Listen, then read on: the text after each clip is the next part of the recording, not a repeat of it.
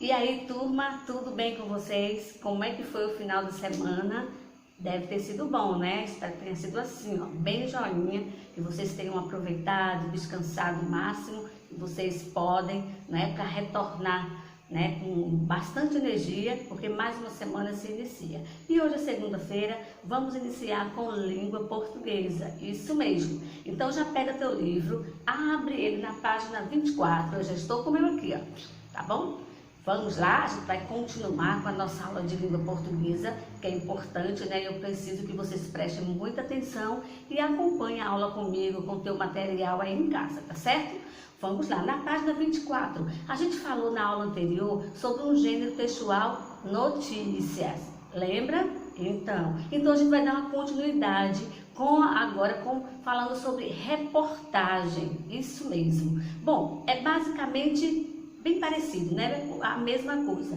Porém, a gente vai ver, tem alguns elementos na reportagem que realmente na notícia também ela contém, certo? Por isso que é bem parecido, bem próximo uma da outra, tá certo? Aí a gente vai ver algumas diferenças agora. Então pega teu livro para acompanhar a aula, que hoje a gente vai ter bastante leitura, tá bom? Porque a gente tem uma reportagem aqui muito boa de verdade. Então eu vou precisar que vocês estejam acompanhando a aulinha comigo, beleza? Então vamos lá. Página 24. Má notícia para o meio ambiente. Má notícia, a gente já chega de má notícia, né? Mas vamos lá, vamos para o livro. Assim como a reportagem diz assim, relatos, fatos reais, a reportagem também apresenta, tá? Assim como uma notícia apresenta fatos reais, a reportagem apresenta da mesma forma, segue a mesma linha.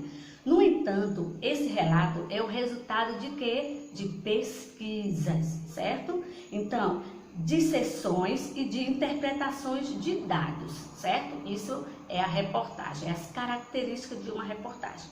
A reportagem que você vai ler a seguir chama atenção para a necessidade de se encontrar uma solução para o meio ambiente, que semana passada a gente viu, né? Foi a semana do meio ambiente, certo?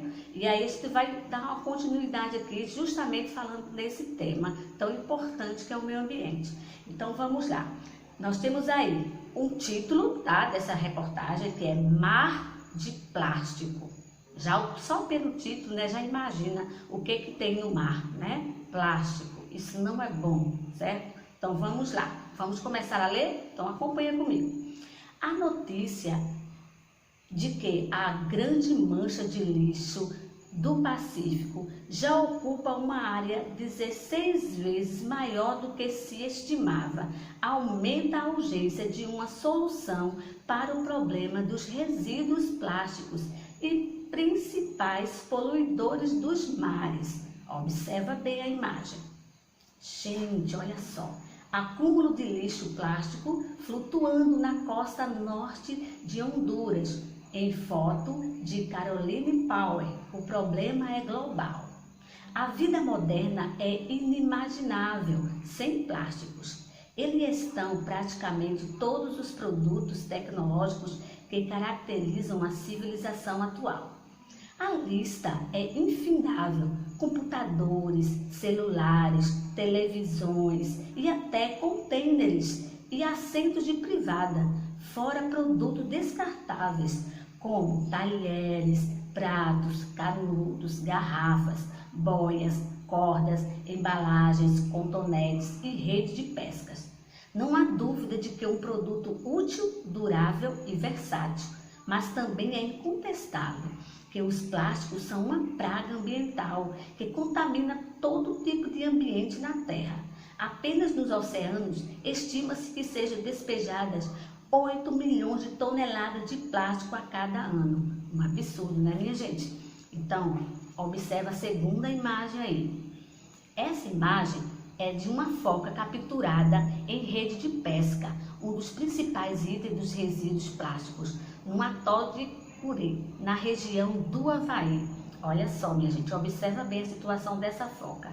E isso em uma das praias mais bonitas do Havaí, onde milhares de surfistas, né, vão para lá justamente pegar aquelas grandes ondas. Vamos continuar com o texto. Esse volume se espalha por todos os mares do planeta, com destaque para a chamada Grande Mancha de Lixo do Pacífico, localizada entre a costa oeste dos Estados Unidos e o Havaí. Essa ilha de entulhos está crescendo mais rapidamente que se previa. Uma pesquisa recente publicada na revista científica Scientific Reports constatou, desculpe aí o meu inglês, tá? Constatou que ela tem cerca de 80 mil toneladas de plásticos descartados em uma área de 1,6 milhão de quilômetros quadrados, um pouco maior que o estado do Amazonas, e quase 2,5 vezes o território da França. O estudo também concluiu que a mancha ocupa hoje uma área de 16 vezes maior do que se estimava.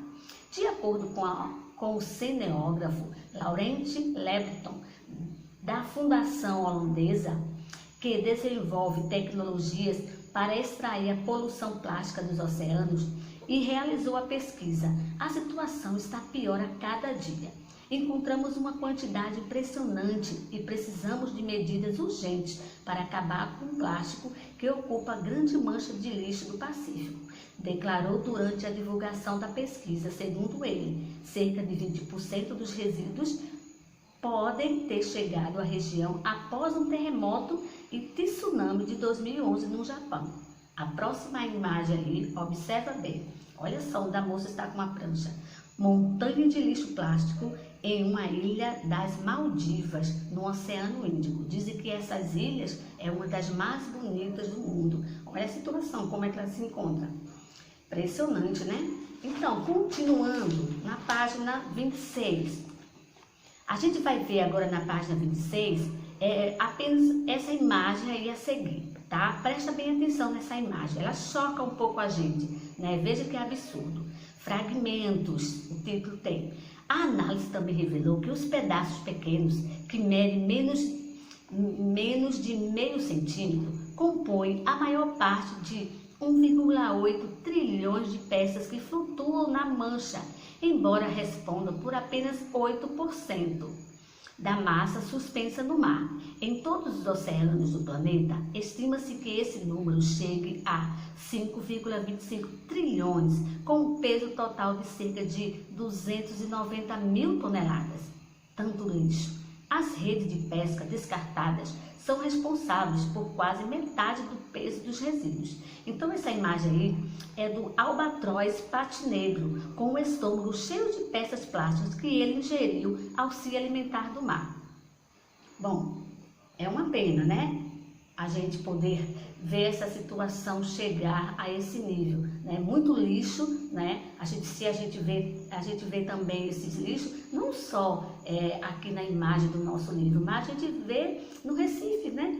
Quando a gente frequenta ali, passa naquela ponte ali no centro da cidade, a gente vê aquela imensidão de lixo, a gente vê pelas reportagens na televisão, né, que as pessoas jogam todo tipo de objeto dentro do lixo, não cuidam, né? Por isso que quando chove, os entulhos a água não consegue passar pela canaleta e acaba fazendo o quê? Causando inundações onde os moradores se prejudicam. Então isso é muito ruim, certo? Então a gente consegue ver aqui que essa reportagem, né, é o gênero textual dessa semana e que a gente percebe a diferença dela de uma notícia, que a reportagem é um texto bem mais longo, certo? Vocês observaram aí, não é? Que a gente pôde ler a reportagem por completo, né? Então isso também é um gênero textual, tem elementos também que a gente encontra na notícia, certo? Então é muito importante a gente poder diferenciar uma da outra. Perceberam a extensão da reportagem, né? Então é coleta de dados também, a gente vê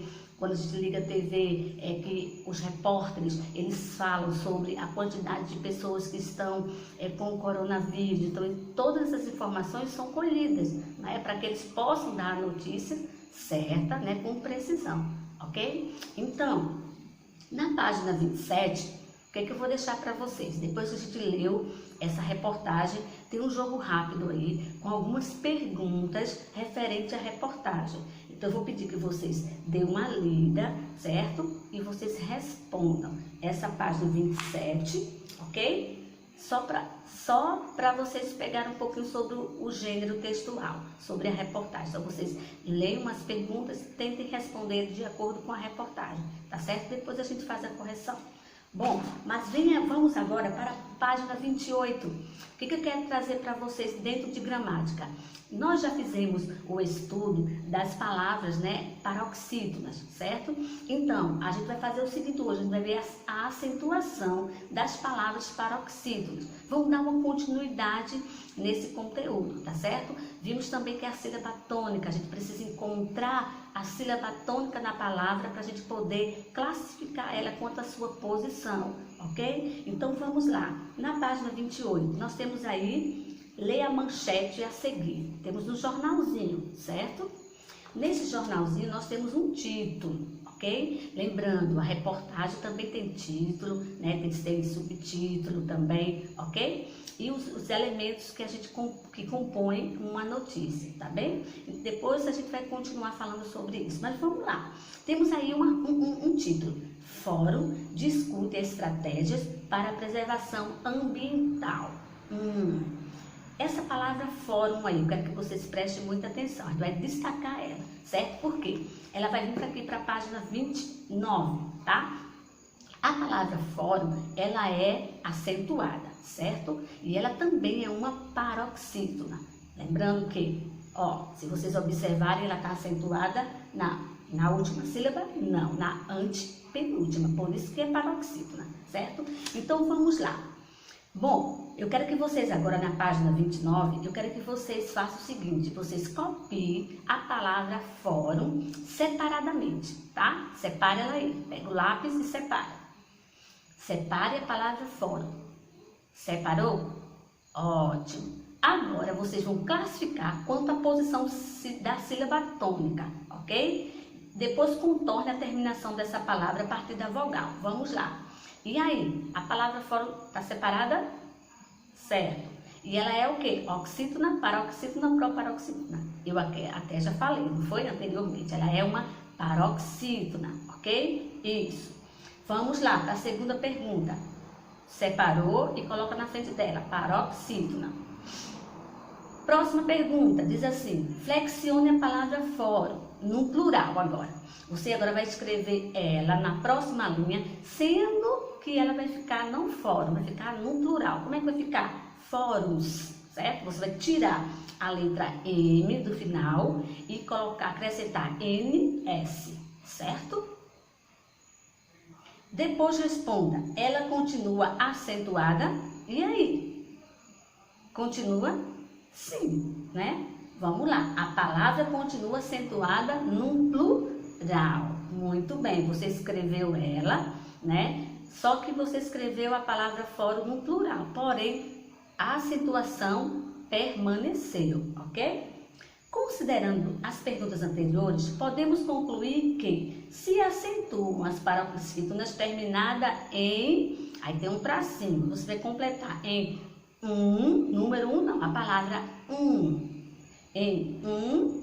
e em uns, certo? Como a palavra fórum, ele não terminou em fórum, né? Terminou a palavra em ela é acentuada, tanto no plural, no singular, quanto no plural. Então, as palavras paroxítonas terminadas em o M, e em uns também são acentuadas, certo? Então, no primeiro tracinho, você escreveu a palavra e em uns, coloca agora no pedacinho, só essa sílaba, uns, no plural. Ao estudar as primeiras regras de acentuação das palavras paroxítonas, você aprendeu que a maioria das palavras em língua portuguesa, elas são paroxítonas, certo? Porém, são poucas paroxítonas acentuadas. Assim, é importante ter conhecimento dessas regras para acentuar corretamente as palavras quando for necessário, ok? Então, essa foi a primeira regrinha aqui que a gente está vendo, tá bom? Então, agora vocês vão ler as palavras a seguir, que tem nesse quadrinho, tá? Que tem nesse quadro, vocês vão ler, e depois que vocês lerem, vocês vão copiar do quadro apenas as paroxítonas acentuadas. Lembra da posição, tá certo? Da sílaba tônica. Vocês vão escrever ela nessas linhas aqui. Depois, na parte de baixo, vocês vão separar essas sílabas em sílabas das palavras que você copiou e contorne as terminações a partir das vogais, tá certo? Você vai passar um tracinho abaixo, ok? Então, essa atividade vai ser também para vocês fazerem depois dessa dica que eu dei. E mais adiante, vocês vão vir para a página 30. Também com essa regrinha da acentuação das paroxítonas, tá bom? Aí vocês vão responder a página 30 e até aqui o jogo rápido, certo? Então, são essas duas atividades que vocês irão fazer por hoje, na aula de português, certo? Sobre o gênero, reportagem, vocês vão dar outra lida lá no texto e depois vocês vão responder as perguntas de acordo com o gênero reportagem. E agora vocês vão fazer sobre essa regra de acentuação das paroxítonas, tá certo? Então, bom, português ficamos por aqui. Vamos agora partir para a aula de religião. Tingiane, faz tempo que a gente não fala de religião. Verdade. Então, a gente vai trazer ela para segunda-feira sempre que for necessário, tá certo? Se houver um tempinho para a gente vai trazer a aula de religião para segunda-feira. Outras vezes eu posso até alterar o dia também, tá bom? Bom, o que eu quero trazer para vocês na nossa aula de religião, certo? Bom, a gente quer falar para vocês sobre a importância da gente obedecer, né? Quando o papai ou a mamãe de vocês pede para vocês fazerem alguma coisa, né? Mandam você fazer alguma coisa, vocês demoram muito, ou vocês dizem assim, eu não vou fazer agora. Não, mãe, deixa para depois. Vocês obedecem logo ou vocês demoram um pouco, dizem que não vai? Bom, é normal, né? Às vezes a gente quer fazer uma outra coisa e aí a mamãe pediu que a gente fizesse isso. Poxa, mãe, não queria fazer isso agora, tal. É normal, é comum isso acontecer. Porém, não é legal aos olhos de Deus. A Bíblia diz que a gente deve ser obediente, né? Principalmente quando for a mamãe da gente, o pai, uma tia, a professora, uma pessoa adulta, né? A gente precisa ter esse respeito, né? Isso agrada o coração de Deus. É verdade, mesmo que vocês não queriam fazer aquilo naquele momento, mas vocês têm que olhar diferente, que são pessoas responsáveis por vocês e elas sabem o que é o melhor, certo? Então, o que aconteceu? Há muito tempo atrás, quando a gente nem tinha nascido ainda, tem uma história na Bíblia que fala sobre a questão da obediência e a desobediência. Bom, tem um homem chamado Jonas, tá? Eu sei que vocês já ouviram falar. Então, Jonas era um homem. A Bíblia diz que ele era um homem de Deus. Deus amava muito Jonas e Jonas amava também muito a Deus.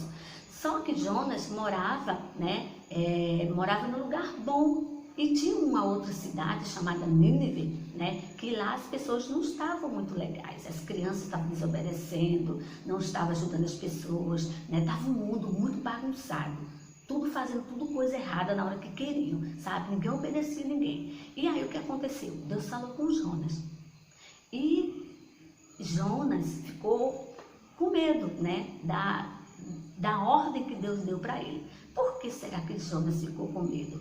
Bom, eu vou convidar vocês a assistirem, tá? Eu vou deixar o link de um vídeo da história minha que conta todos os detalhes para vocês sobre essa história bacana que fala sobre a questão da obediência, que é muito importante a gente obedecer, tá certo? Então, vocês vão assistir essa história bíblica. Depois que vocês assistirem, eu vou deixar também umas perguntas referentes à história. Vocês vão copiar essas perguntas no seu caderno, na matéria de religião, tá bem? Escrevam as perguntas e respondam. Na próxima aula também a gente faz a correção. E eu quero que vocês prestem muita atenção nessa história e aprendam que a melhor coisa na vida é a gente obedecer. Não só a mamãe e o papai, mas principalmente para o nosso Criador. Porque Deus está cuidando da gente todo momento. E Ele nos ama de uma forma tão grande, né? Que Ele tem cuidado da gente, tem nos dado paz, amor, mesmo que as coisas ruins iam acontecendo, né? Porque isso não está no nosso controle, né? Então, tudo é permissão de Deus. Então, a gente precisa aprender a ser obediente, a ouvir a voz, né, de Deus, e ouça a voz do seu pai e da sua mãe. Quando ele disser, não é para fazer isso aqui, dessa forma, não faça, tá? Seja obediente, porque isso agrada o coração de Deus. A Bíblia diz que a gente deve obedecer os nossos pais, tá? Para que a gente possa se prolongar os nossos dias na terra, tá? Então seja obediente e aprenda muito com essa história de Jonas, tá certo? Então eu vou deixar que vocês, por aqui a gente fica por hoje, tá? E que vocês possam estar assistindo essa história e tirem uma grande lição dela, tá bem? Beijo no teu coração, fica na paz e até amanhã, se Deus quiser.